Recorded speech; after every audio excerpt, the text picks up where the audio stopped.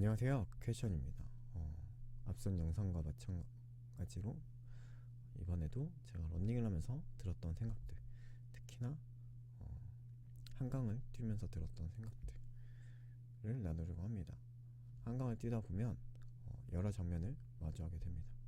걷는 사람들, 뛰는 사람들, 자전거를 타는 사람들, 또는 강가에 앉아 쉬는 사람들, 그리고 바로 제가 생각이 들었던 장면인데, 한강에서 낚시하는 사람들, 아니면 한강에서 던져져 있는 낚싯대를 보면서 든 생각들을 오늘 나누려고 합니다. 첫 번째로는 낚싯대를 던져놓고 그 낚싯대를 계속 바라보지 않는 모습이었습니다. 물론 제가 낚시를 잘 아는 것은 아니지만 낚싯대를 던져놓고 잠깐 자리를 비우기도 하고 다른 일을 하기도 하고 다른 곳을 바라보는 모습이 있었습니다. 근데 생각해보면 낚싯대를 던지는 것만으로 낚시가 끝나는 것은 아닐 것입니다. 물고기가 미끼를 물면 그때 반응해야 합니다. 낚싯대가 흔들리고 줄이 당겨지고 어떤 신호가 왔을 때 그것을 보고 반응해서 물고기를 낚아야 낚시가 되겠죠. 그런데 낚싯대를 보고 있지 않으면 내 시선이 다른 곳에 가 있으면, 또는 내가 그 자리에 부재해 있다면 반응해야 할 때 반응하지 못할 수 있습니다. 그 장면을 보면서 들었던 생각들, 내가 하나님을 믿는다고 말하면서 믿음이라는 낚싯대를 던져놓고 그냥 내 마음대로 살고 있지 않은지 생각하게 되었습니다. 기도한다고 말하면서, 기대한다고 말하면서, 또는 하나님을 신뢰한다고 말하면서 정작 내 시선은 하나님께 있지 않고, 그리고 나는 하나님의 자리에 있지 않고, 내가 하고 싶은 일, 내가 원하는 시간, 내가 붙들고 싶은 생각에 빼앗겨 있진 않은지, 내가 있고 싶은 자리에 있진 않은지. 믿음은 그냥 한번 던져놓고 끝나는 것이 아닌 것 같습니다. 기도도 한번 말해놓고 잊어버리는 것이 아닌 것 같습니다. 하나님을 믿는다는 것은 하나님께 시선을 두는 일일 것입니다. 하나님의 자리에, 하나님의 임재의 자리에 머무는 것일 것입니다. 하나님이 어떻게 일하시는지, 하나님이 내 마음에 어떤 감동을 주시는지, 하나님이 어떤 방향으로 인도하시는지, 그 작은 흔들림을 바라보는 일일 것입니다. 물론 하나님은 내가 보고 있지 않아도 일하시는 분이시죠. 내가 놓치고 있을 때도 하나님은 신실하게 일하십니다. 하지만 내가 하나님을 바라보고 있지 않으면 하나님의 일하심에 반응하지 못할 수 있는 것입니다. 하나님이 말씀하셔도 내 마음이 다른 곳에 있으면 듣지 못할 수도 있는 것이죠. 하나님이 길을 여셔도 내 시선이 다른 곳에 있으면 알아보지 못하고 그 길을 못 갈 수 있는 것이죠. 하나님이 내 삶에 작은 신호를 보내셔도 내가 그분을 주목하지 않으면 그 신호를 지나쳐 버릴 수 있는 것이죠. 그래서 우리의 믿음에 시선이 필요하다는 생각이 들었습니다. 그냥 믿는다고 말하는 것이 아니라 계속 하나님을 바라보는 것, 그냥 기도했다고 끝나는 것이 아니라 기도 후에도 하나님을 기다리는 것, 하나님의 말씀을 말씀하시는 것, 나의 기도에, 어떻게 보면 나의 구함에 응답하시는 그 하나님을, 응답을 기다리는 것, 그냥 하나님께 맡겼다고 말하는 것이 아니라 하나님이 어떻게 이끌어 가시는지 마음을 열고 지켜보는 것, 그것이 믿음의 태도일지도 모릅니다. 낚싯대를 던져놓고 전혀 다른 곳만 바라보는 사람이 물고기의 움직임에 반응하기 어려운 것처럼, 믿음이라는 말을 해놓고 하나님을 바라보지 않는다면 우리는 하나님이 주시는 순간들을 놓치게 될 수도 있을 것입니다. 두 번째로 든 생각은 낚싯대를 여러 개 던져놓은 모습이었습니다. 한 사람이 낚싯대를 하나만 두는 것이 아니라 여러 개를 던져놓는 경우 말이죠. 어떻게 보면 이런 마음일 수도 있겠죠. 아무거나 불어라, 하나만 걸려도 좋다, 뭐든 하나만 잡히면 된다.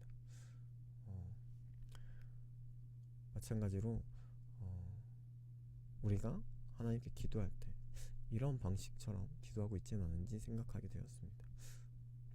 이것도 저것도 해주세요, 아니면 이 문도 저 문도 열어주세요, 아니면 여러 가지를 잔뜩 던져놓고 아무거나 하나만 응답하면 된다는 생각으로 기도하고 있지는 않은지.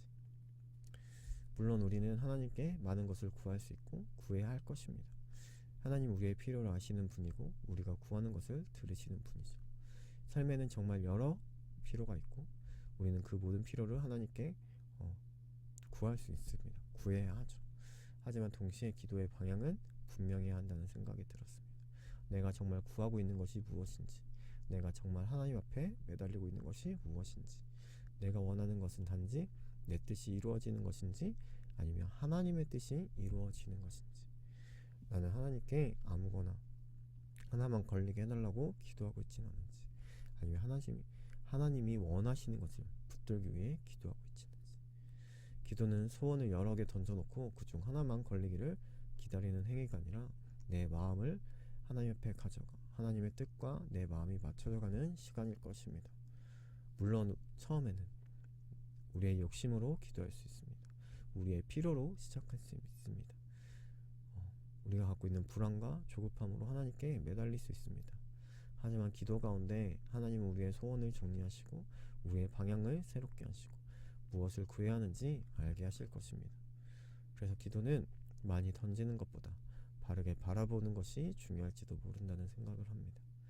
얼마나 많은 제목을 던졌냐는 것보다 그 기도 안에서 하나님을 바라보고 있느냐가 중요할 것입니다. 얼마나 많은 응답을 받았느냐보다 그 기도를 통해 내가 하나님께 가까워지고 있느냐가 중요할 것입니다. 기도의 목적은 내가 원하는 것을 낚아 올리는 것이 아니라 하나님을 더 깊이 신뢰하게 되는 것 아닐까 생각하게 됩니다. 그리고 이 낚시를 바라보면서 든 세 번째 생각은 미끼에 대한 생각이었습니다. 낚시에 대해 잘 아는 것도 아니고 지식도 없긴 하지만 물고기를 잡기 위해서는 물고기가 반응할 만한 미끼가 필요할 것입니다. 어종에 따라 미끼가 다를 수도 있고 상황에 따라 좋은 미끼가 다를 수 있겠죠. 하지만 분명한 것 중 하나는 좋은 미끼는 바로 살아있는 미끼여야 하겠구나라는 생각이 듭니다. 물론 이게 정확하진 않을 수도 있습니다. 제가 지식이 없기 때문에. 그렇지만 생각해보면 살아있는 미끼가 좋은 미끼가 돼요. 그 물고기가 반응을 할 수 있는 것이죠. 움직이는 것이 시선을 끌기 때문에, 생명이 있는 것은 다른 생명을 부르기 때문에 그럴 수 있지 않을까 생각해봅니다. 그 생각을 하다가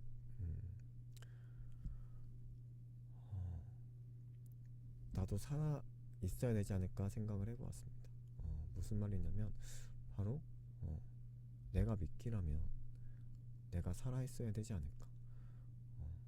그리고 하나님은 제자된 베드로에게 사람 낚는 어부가 되게 하리라 하셨는데, 마찬가지로 하나님의 제자된 우리가 사람을 낚으려면 내가 미끼가 된다면, 내가 사람을 하나님께로 인도하려면 내가 먼저 살아있어야 되는 것 아닐까 생각하게 되었습니다. 내 믿음이 죽어있는데, 내 신앙이 멈춰있는데, 내 안에 하나님의 생명이 희미해져 있는데 과연 누가 그 삶을 보고 하나님께 반응할 수 있을까 생각해보면, 내가 죽은 신앙을 가지고 세상에 나아간다면 누가 그 신앙을 보고 생명을 느낄 수 있겠습니까? 사람을 낚는 어부가 되려면 내가 먼저 살아있는 믿음을 살아내야 할 것입니다. 말만 살아있는 것이 아니라 삶이 살아있어야 할 것입니다. 지식만 살아있는 것이 아니라 기도가 살아있어야 하겠죠. 종교적 모양만 살아있는 것이 아니라 내 안에 하나님의 생명이 살아있어야 할 것입니다. 내가 먼저 말씀 안에서 살아나고, 내가 먼저 예배 안에서 숨쉬고, 내가 먼저 기도 안에서 하나님을 만나고, 내가 먼저 찬양 안에서 다시 일어날 때 그 삶이 누군가에게 하나님을 생각나게 할 수 있지 않을까 생각해 봅니다. 그 삶이 누군가에게 하나님의 생명을 보여줄 수 있지 않을까 생각해 보았습니다. 물론 사람들의 필요는 다양할 것입니다. 어떤 사람은 성공을 원할 수도 있고 돈을 원할 수도 있습니다. 어떤 사람은 좋은 관계나 인정받는 것, 안정감을 원할 수 있습니다. 세상은 각자 다른 필요를 가지고 살아가죠. 그래서 때로는 믿지 않는 사람들에게 다가갈 때 그들이 원하는 그럴싸한 말이나 그들이 반응할 만한 모습으로 다가가고 싶은 마음이 생기고 우리는 그렇게 할 때도 있습니다. 성공을 말해야 부요함을 말해야 반응하지 않을까, 관심을 가지지 않을까, 그리고 그들이 귀 기울이지 않을까. 하지만 결국 이 세상에 정말 필요한 것은 빛과 생명이라는 생각이 들었습니다. 사람들이 겉으로는 다른 필요를 말하고 있을지 모르지만 아주 깊은 곳에서는 하나님의 빛이 필요하고 하나님의 생명이 필요할 것입니다. 무너진 마음에는 생명이 필요합니다. 어둠 속에 있는 삶에는 빛이 필요한 것이죠. 길을 잃어버린 사람에게는 길이신 하나님이 필요할 것입니다. 마른 영혼엔 생명의 하나님이 필요할 것입니다. 그렇다면 우리가 세상에 줄 수 있는 가장 귀한 것은 결국 하나님이어야 하지 않을까 생각했습니다. 바로 빛이신 하나님, 생명이신 하나님, 우리를 살리시는 하나님, 우리를 어둠 가운데서 불러내시는 하나님, 길이신 하나님을, 그 하나님을 우리의 삶으로 보여주어야 하지 않을까 생각해 봅니다.